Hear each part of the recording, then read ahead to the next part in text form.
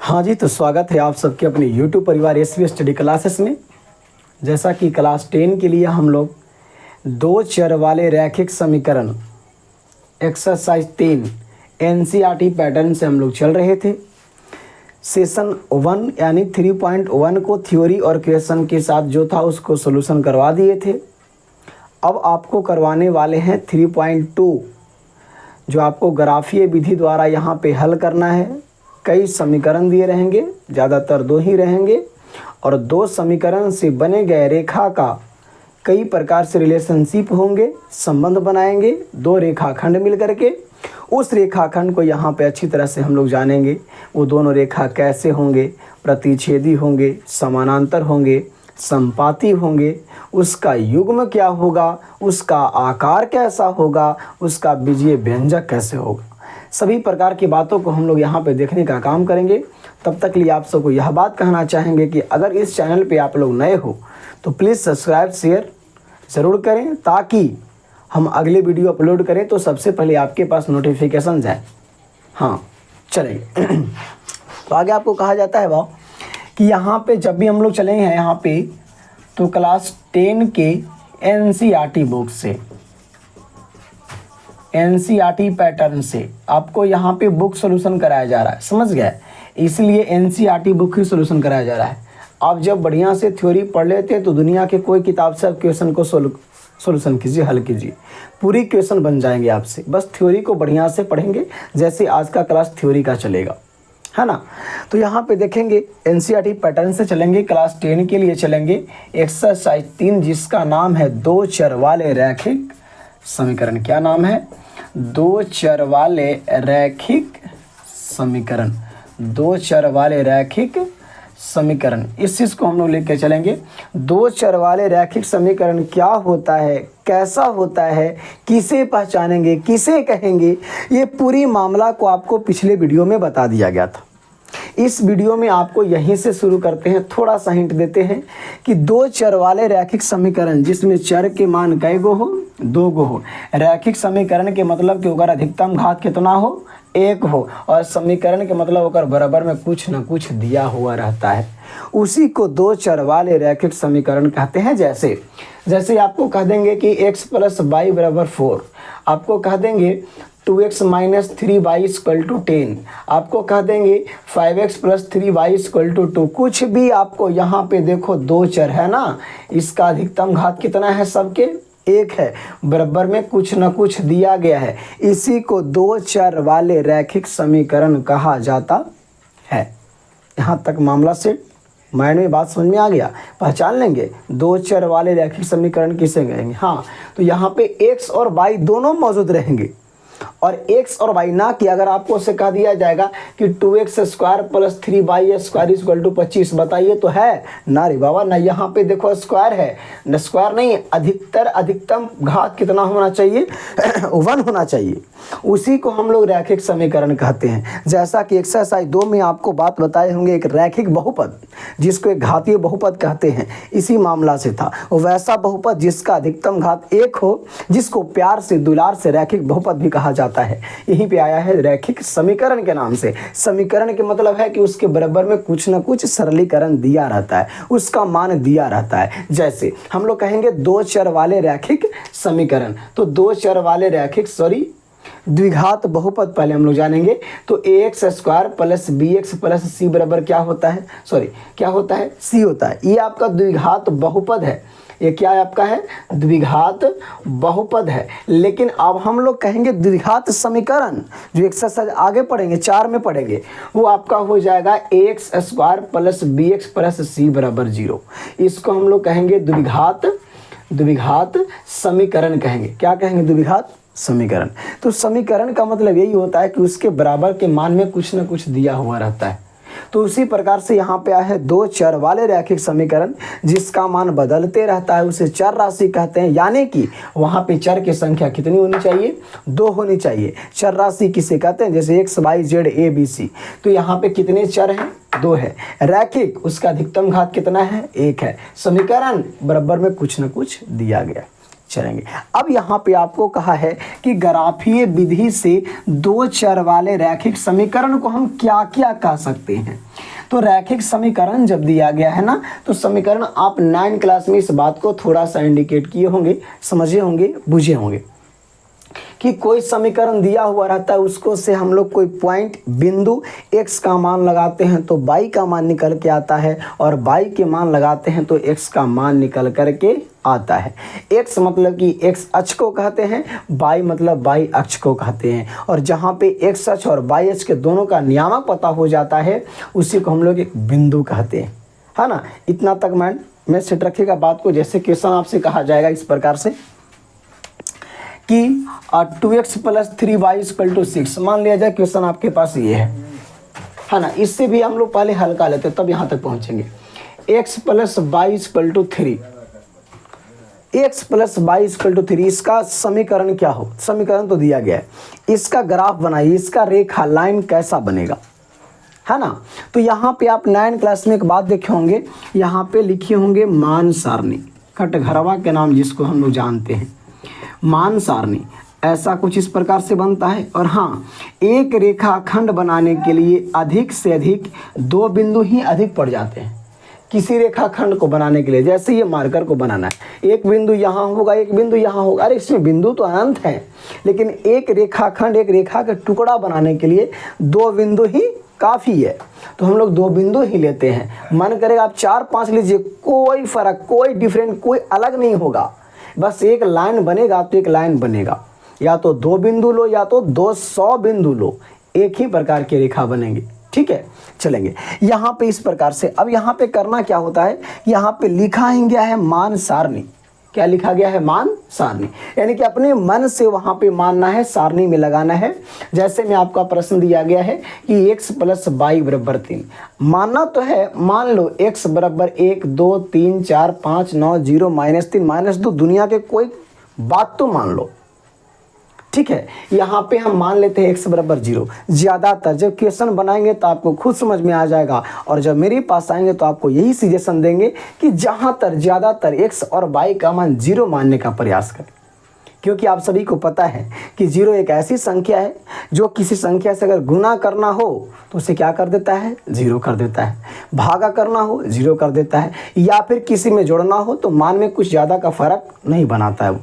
इसीलिए x बराबर क्या मानते हैं, 0 मानते हैं। कुछ भी मानो आप, लाइन सेम बनेगा।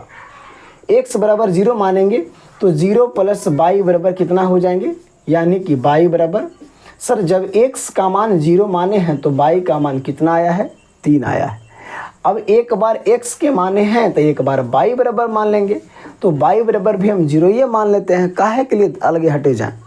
y बराबर भी 0 मानेंगे तो x + 0 = 3, यानी कि x का मान भी कितना आ जाएगा, 3। जब y का मान भी 0 तो x का मान कितना आ जाएगा, 3।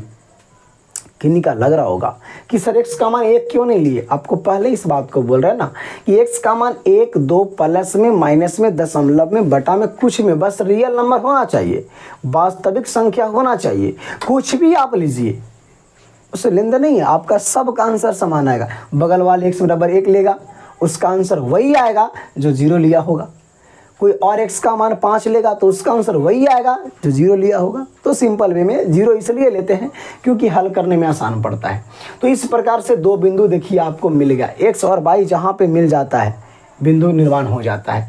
तो हम लोग इस प्रकार से बनाएंगे, और पड़ा वाले को कहते हैं x अक्ष और खड़ा वाले को कहते हैं y अक्ष। इस पे खोजेंगे 1 2 करीब बराबर होना चाहिए ना, 1 2 3 4, यहाँ पे आएंगे तो -1 -2 -3 -4, नीचे आएंगे तो -1 -2 -3 -4। x का मान 0, x का मान कितना लेना है, 0। तो यहाँ पे ये सब 9 वाली मामला है। अगर विशेष बढ़िया से पढ़ना है तो एक्सरसाइज फिर 7 में आ जाइएगा एकदम। जब नियामक ज्यामिति पढ़ाएंगे तो उसमें बढ़िया से ध्यान देना, फिर इसी बात को हम लोग बढ़िया से ये करेंगे, जितने नीचे हो सके उतने नीचे स्तर से आपको उठाने का काम करेंगे कि आपको हम सिखा दें। नहीं सोचेंगे कि आप 9 में पढ़े होंगे कि 8 में पढ़े होंगे, बस इस एक्सरसाइज में आएंगे तब। यहाँ पे याद रखिएगा 9 में कुछ पड़े होंगे। x का मान 0 तो यहाँ पे, y का मान 3 तो y का मान 3 ऊपर भी है 3 नीचे भी है। देखो यहाँ पे प्लस है कि माइनस, तो प्लस रहेगा तो ऊपर, माइनस रहता तो नीचे। यानी कि यहाँ पे इस बिंदु का नियामक है 0 और 3, x का मान 0 y का मान 3। अगला जो बना है वो बना है 3 0, x का मान 3 y के मान 0। इस बिंदु का नाम है 3 और 0। ये दोनों को मिलाने का काम करेंगे, मिलेगा। देखिए एक रेखाखंड बन गया, रेखा बन गया। अब इसी का नाम देंगे हम लोग x प्लस y बराबर 3। समझ गए। इसी प्रकार से इसी के साथ एक क्वेश्चन और आपको देगा, इसी में एक क्वेश्चन और देगा। ये आपको क्या देगा? पहला क्वेश्चन तो ये है, तथा यहाँ पे लिख देगा तथा 2x plus 3y equal to 2x plus 3y equal to मान लिया जाए क्या है तो 6 है, मान लो, ठीक है। इसी प्रकार से फिर इसमें करेंगे मान सारणी। क्या करेंगे? मान सारणी।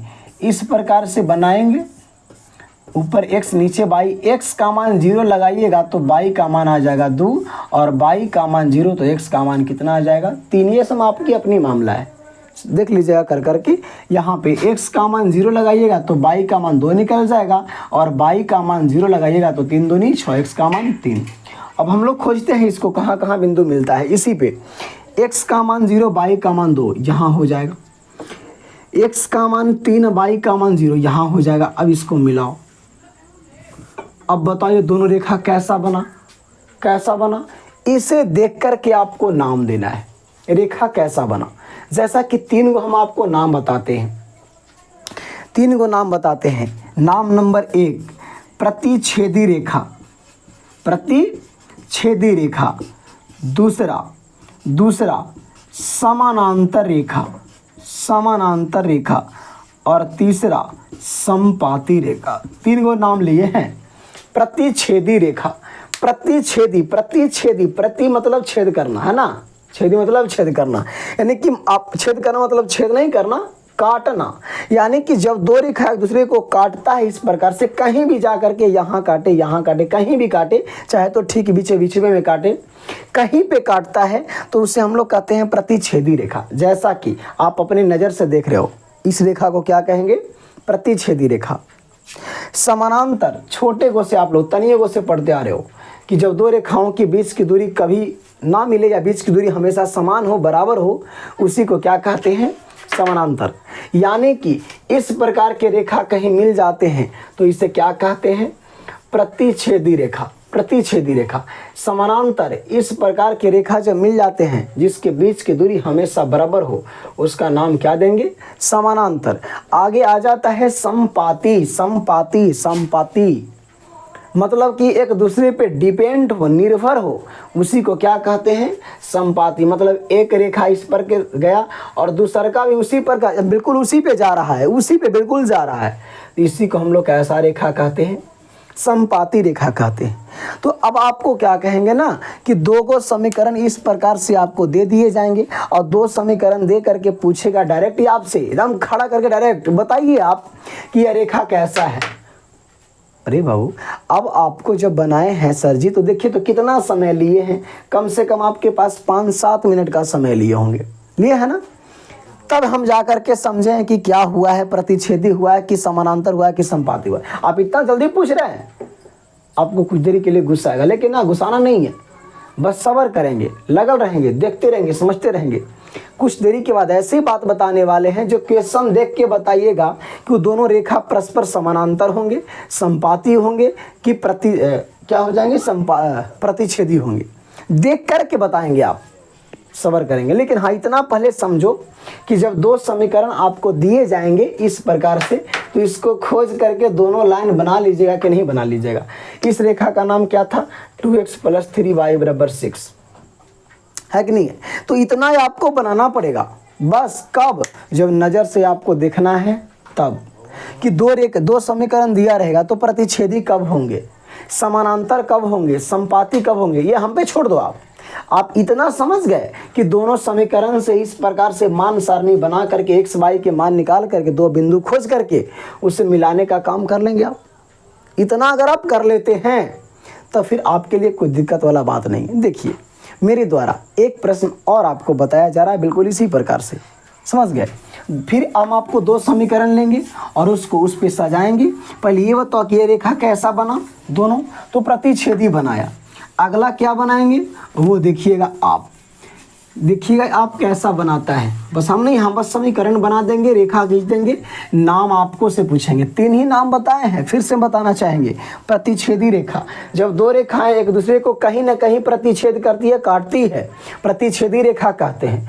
दो रेखाएं के बीच की दूरी हमेशा बराबर हो, समानांतर रेखा कहते हैं। एक रेखा दूसरे पे संपाती हो, संपत्ति हो, उसी पे टिकाव है तो उसी को संपाती रेखा कहते हैं। जैसे फिर से हम आपको बताना चाहेंगे, क्या हम बोले प्रतिच्छेदी रेखा, क्या बोले प्रतिच्छेदी रेखा, क्या बोले प्रतिच्छेदी रेखा। तो इस प्रकार की रेखा यहाँ काट रहा हो, यहाँ काट रहा हो, यहाँ काट रहा हो, कैसे काटे ना, उसे लेन देन हमको नहीं है, इसको हम लोग क्या कहेंगे प्रतिच्छेदी रेखा कहेंगे। उसके बाद आ जाता है क्या, उसके बाद क्या आ जाता है तो समानांतर रेखा। जब दो रेखाओं के बीच की दूरी हमेशा क्या हो, बराबर हो, उसे समानांतर रेखा कहेंगे। तीसरा क्या आ जाता है संपाती रेखा। क्या आता है बाप, संपाती रेखा, मतलब कि एक रेखा गया और पुनः दूसरा का उसी पे चढ़ के चल जाता है, क्या कहलाता है संपाती। देख लिया। अगर ऐसा हम देंगे बताओ रेखा कैसा है, अब आपसे हम पूछेंगे बताओ ये बात आप भूल जाओ, ये बात आप भूल जाओ, या फिर हटा देते हैं, सभी चीज़ को हटा देते हैं। देखिए इधर सभी चीज़ को हटा देते हैं। प्रश्न आपसे हम उल्टा पूछेंगे, प्रश्न आपसे हम उल्टा पूछेंगे, बताइए तो ये दो रेखा कैसा है, संपाती है, प्रतिच्छेदी है कि समानांतर है, प्रतिच्छेदी है। हम कहेंगे बताइए दो रेखा कैसा है, समानांतर है। हम बताएंगे बताइए रेखा कैसा ये है, तो संपाती है। क्लियर।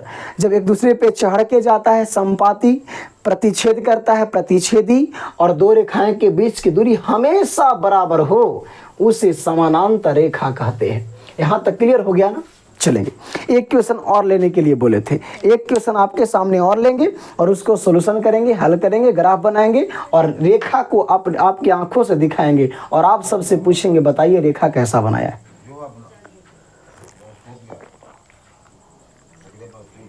जब प्रतिच्छेद काटते हुए प्रतीत होगा तो प्रतिच्छेदी जैसे अभी बनाया है। जब बीच की दूरी हमेशा बराबर रहेगा, समानांतर बनाएगा, और क्या बोले आपको कि एक दूसरे पे चढ़ के जाएगा तो क्या बनाएगा वो संपाती बनाएगा। ठीक है, यहाँ पे आते हैं। देखिए अगला क्वेश्चन लेते हैं, अगला क्वेश्चन लेते हैं। जैसे हम कह दें कि 2x plus y equal to 5, 2x plus y equal to 5, तथा दूसरा हम लेते हैं 4x plus 2y equal to 9। इस प्रकार से हम प्रश्न को लेते हैं। अब ध्यान दीजिएगा यार, यहाँ पे ध्यान दीजिएगा प्रश्न को क्या कहता है। बाओ 2x plus y equal to 5 है और 4x plus 2y equal to 9 है। मुझे कुछ नहीं मालूम है ना, यहाँ सेट करो। सबसे पहले लिखेंगे मान सारणी, इस प्रकार से कटघरवा बनाएंगे और यहाँ पे इस प्रकार से x और इस प्रकार से y। हम यहाँ पे x का मान अपना मन से लगाएंगे, अपना मन से लगाएंगे। 1 2 3 4 5 -1 -3 -2 0 1.2 1/2 कुछ भी ले सकते हैं। लेकिन बताओ कौन परेशानी करना चाहता है? आप परेशानी करना चाहते हो? आपको लगता है कि हम 24 घंटा पढ़ें? नहीं, 4-5 घंटा में बढ़िया रिजल्ट हो जाए। तो उसी प्रकार से परेशानी से जैसे आप बचना चाहते हैं मैं भी बचना चाहूँगा, है ना, आपके देखते हुए, क्योंकि आपको शॉर्ट सिखाना चाहेंगे। यहाँ पे देखिएगा x का मान आप कितना लेंगे 0, तो 2x, x बराबर कितना लेना है 0। समीकरण है 2x plus y equal to 5। x का मान जब 0 लीजिएगा तो y का मान आप रूपी चलाएगा। इतना क्यों हम हल करें, आपको भी गुस्सा आ रहा होगा। कितना साल हम कर लेंगे, हाँ y का मान 5, और जब y का मान 0 लेंगे, y का मान 0 लेंगे तो 2x plus y equal to 5 है ना, 5 है ना। y का मान 0 तो 2x प्लस 0 इक्वल टू 5 हो जाएगा, और 2x equal to 5 x equal to 5y2 हो जाएगा। जब y का मान 0 तो x का मान 5y2। जब y का मान 1 लेते तो x का मान आसानी से 2 आ जाता, 2 दूनी 4 कट जाता, है ना। बिल्कुल आसान प्रश्न लीजिएगा जो आपको अच्छा लगे। यहाँ भी उसी प्रकार से मान सारणी कीजिएगा, है ना, मान सारणी कीजिएगा। आगे में ऊपर में x, नीचे में y। x का मान जब 0 लगाइएगा तो y का मान आ जाएगा 9/2 और y का मान 0 तो 9/4। इतना आप करके देख लीजिएगा। एगो हम कर लिए, एगो आप कर लीजिएगा। आइए आइए प्रश्न पे आइए, प्रश्न पे आइए, ग्राफ में आइए। पड़ा वाले को x अक्ष और खड़ा वाले को y अक्ष जहाँ दोनों मिलता है मूल बिंदु कहते हैं। मूल बिंदु से दाहिने जाते हैं तो प्लस, बाएं आएंगे तो माइनस, और ऊपर जाएंगे तो प्लस और नीचे आएंगे तो माइनस।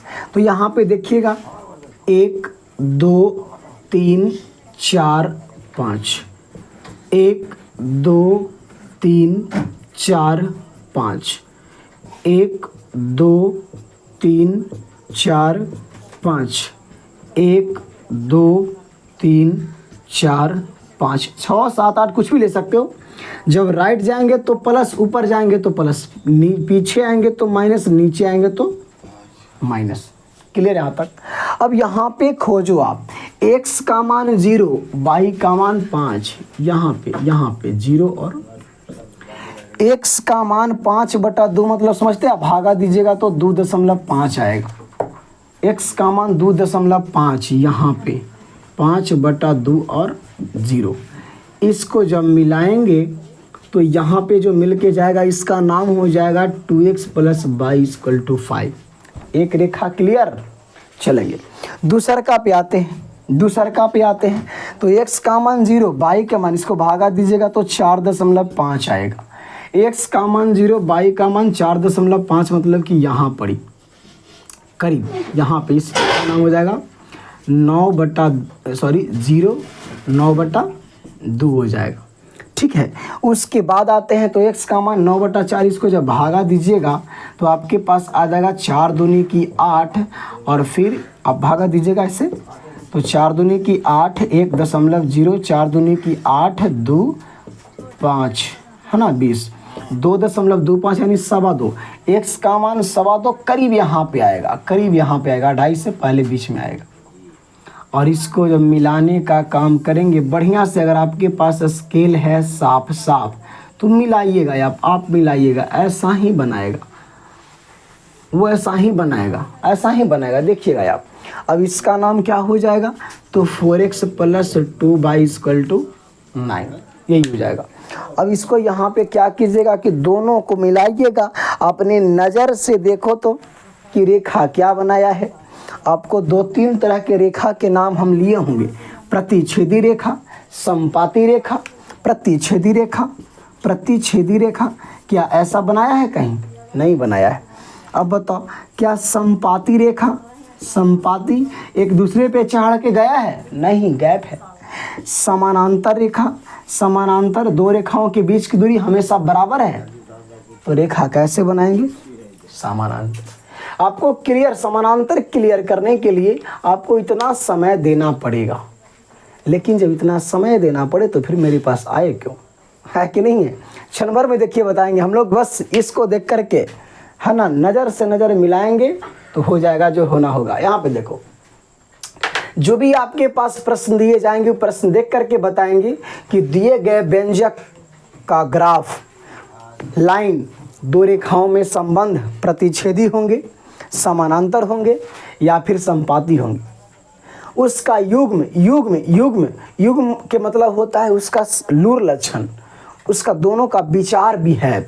तो 2 तरह से विचार विहेव 2-3 तरह से होते हैं। पहला युग्म, युग्म युग्म, है ना, क्या एक युग्म होते हैं संगत, दूसरा का युग्म होते हैं असंगत, और तीसरा होते हैं संगत को ही कहा जाता है एक आश्रित। अब देखिए यहीं पे नाम को क्लियर कर लेंगे। क्या कहा गया है? संगत 2 रेखाओं, मान लिया जाए कि 2 रेखा, एक रेखा का नाम राम है, एक रेखा का नाम श्याम है। दोनों में जब दोस्ती है, संगति है, तो दिन में मुलाकात एक आवर न एक आवर हो ही जाएगा। अपने लाइफ में कहीं ना कहीं एक आवर मुलाकात हो ही जाएगा। जब एक आवर कहीं ना कहीं मुलाकात हो जाता है तो उसे कहेंगे संगत। मुलाकात नहीं होता है तो क्या उसे कहेंगे हम लोग? असंगत। उसी पे डिपेंड रहता है तो उसे क्या कहते हैं? आश्रित। समझेगा बात को गौर से। यानी कि साफ साफ प्रतिच्छेदी रेखा को संगत कहेंगे, प्रतिच्छेदी रेखा को क्या कहेंगे, संगत कहेंगे, और समानांतर रेखा को, रे समानांतर रेखा को असंगत कहेंगे, और संपाती रेखा को क्या कहेंगे, आश्रित कहेंगे, डिपेंडेंट कहेंगे, है कि नहीं। चलेंगे, अब आपसे पूछा जाएगा कि उसके हल कितने होंगे, कितने प्रकार से सॉल्यूशन किया जा सकता है, संगत, प्रतिच्छेदी रेखा को, समानांतर रेखा को, संपाती रेखा को, कितने प्रकार से। बस गौर करेंगे, देखेंगे, समझेंगे, पूरी बात को समझ में आ जाएगा आपको।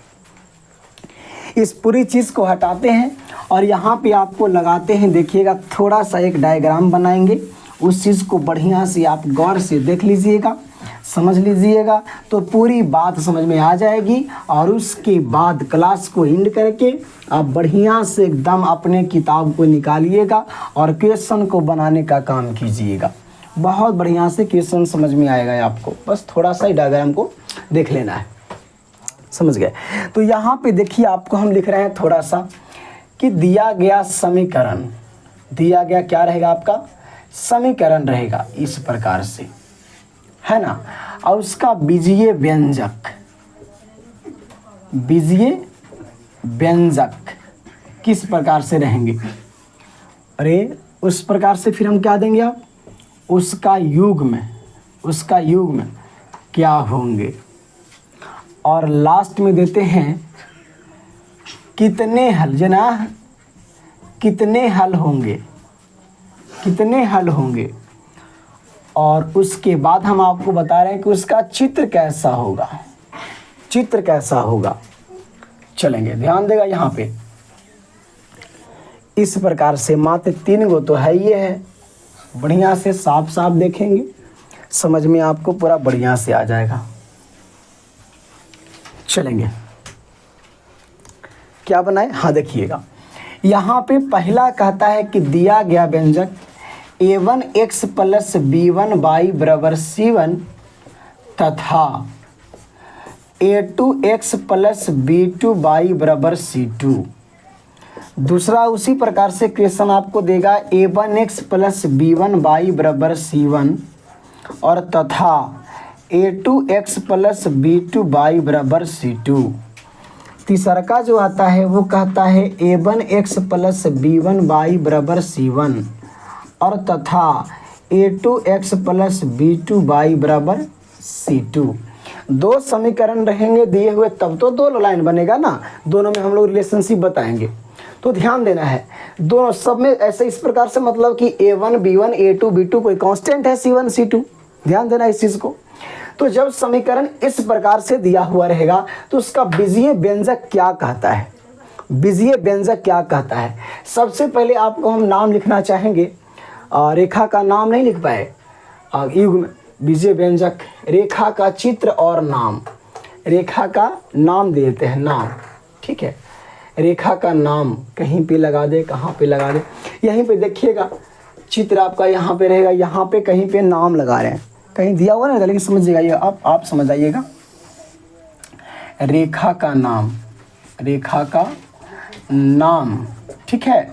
तो देखिए, रेखा बनाता है अगर प्रतिच्छेदी, ध्यान देंगे, क्या बनाता है, प्रतिच्छेदी। रेखा कैसा रहता है, प्रतिच्छेदी, रेखा कैसा रहता है, पहला प्रतिच्छेदी, तो उसका बीजीय व्यंजक रहेगा a1 / a2 प्रतिच्छेदी, प्रतिच्छेदी एक ही बार में छेद कर देता है, not equal to b1 / b2। मेरे भाई a1 b2 b1 b2 क्या है, तो a1 अगला बटा अगला, बिचला बटा बिचला और पिछला बटा पिछला, यही अनुपात हम लोग निकालने का काम करते हैं।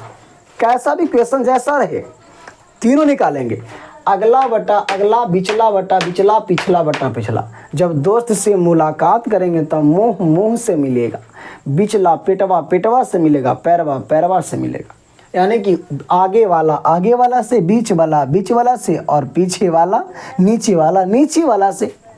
तो जब इस प्रकार से जब कहता है कि रेखा प्रतिच्छेदी है, प्रतिच्छेदी बनाइए, तो प्रतिच्छेदी कहता है कि पहला ही बार में छेद कर देता है, आगे जाने की कोई संभावना नहीं है, है ना। तो प्रतिच्छेदी बनाया, ऐसा रहेगा तो प्रतिच्छेदी कहेंगे।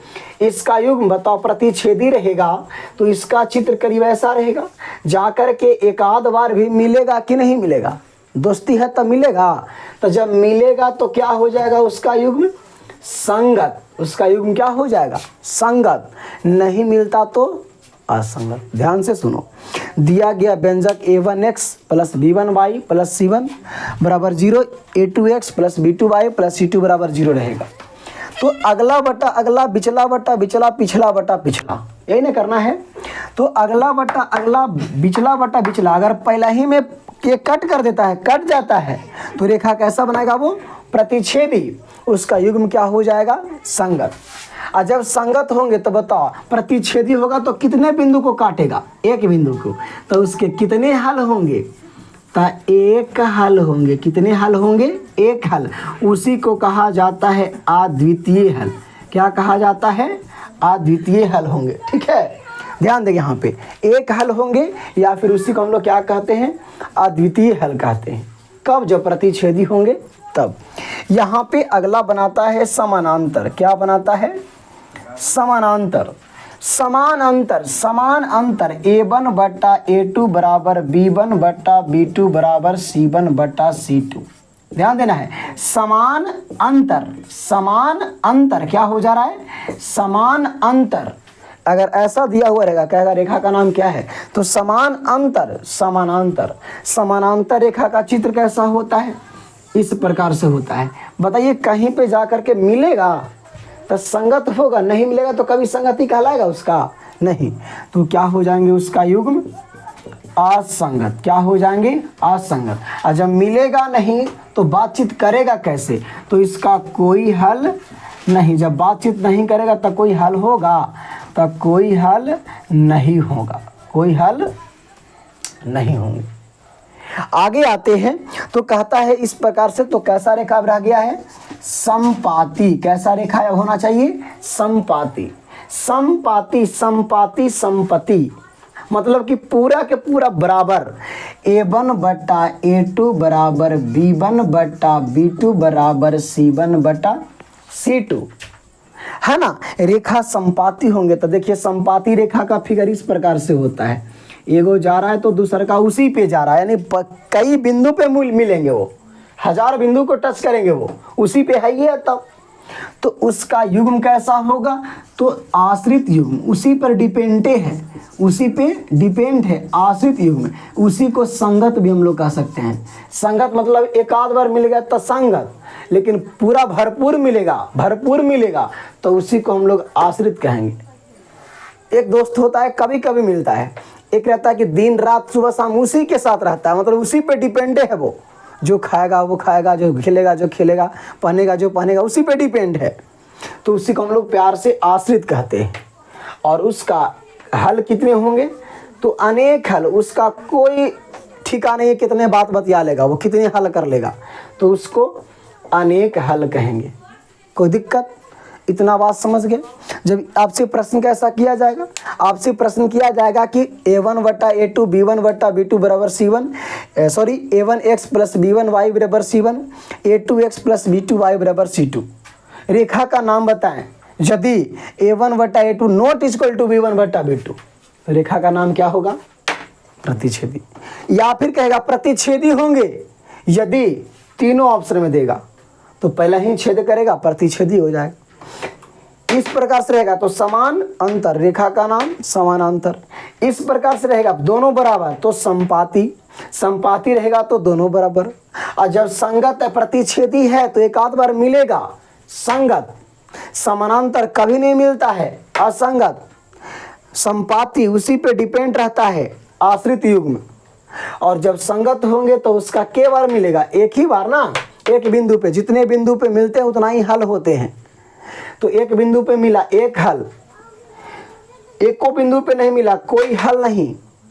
उसके बाद कहता है कि बहुत सारे बिंदु पे मिला तो उसको हम लोग क्या कहेंगे अनेक हल कहेंगे, अनेक हल कहेंगे। कोई दिक्कत यहाँ तक। इतना जब बात समझ गए तब आपसे इस प्रकार से दो समीकरण दिए जाएंगे और प्रश्न पूछे जाएंगे कि आप बताइए कि युग्म संगत है कि असंगत। समझ गए। तो आज का क्लास इतना ही तक, बाकी फिर अगले दिन, तब तक लिए नमस्कार। लेकिन हाँ, ध्यान रहे इस बात को, इतना तक बढ़िया से पूरी चीज़ों को करने से कल पूछेंगे प्रश्न वो आप समझेंगे। कल हम ही प्रश्न आपसे पूछेंगे और पूछेंगे बताइए संगत है क्या संगत, ध्यान रहे इस बात को, ठीक है। तो आज क्लास इतना ही तक। अगर नए हैं तो बार बार कहते हैं कि सब्सक्राइब कर दें, अच्छी अच्छी वीडियो डालेंगे, आपके पास नोटिफिकेशन जाएंगे। आपके परिवार में अगर कोई पढ़ने वाले भी हैं तो उनके पास भी इस वीडियो को लिंक के शेयर करें। और अगर कोई दिक्कत नज़र आए तो कमेंट के सहारे बताएं, ताकि अगला वीडियो में कोई दिक्कत ना हम कर पाएँ। तो आज इतना ही, बाकी फिर अगले दिन, तब तक लिए नमस्कार।